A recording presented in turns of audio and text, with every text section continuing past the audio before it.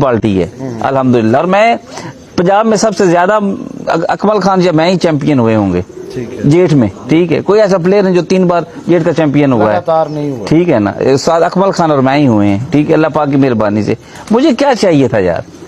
मेरी कबूतरबाजी में अहम किरदार पिपला वालों का है, सही, ठीक है। जिससे सीखा है मैं उनकी बात कर रहा हूँ।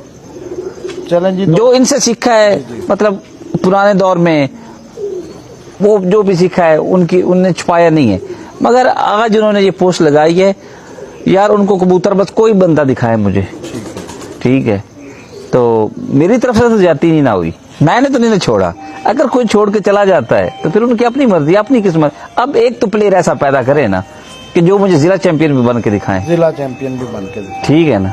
कौन सा बड़ा जिला, छोटा सा जिला है, छोटा सा, इधर भी चैंपियन बन के दिखाए ना, मैं मान जाऊंगा कि उनकी कबूतरबाजी है। ठीक है। अब वो क्या सब कुछ मुखालफों के साथ मिलके उन्होंने ये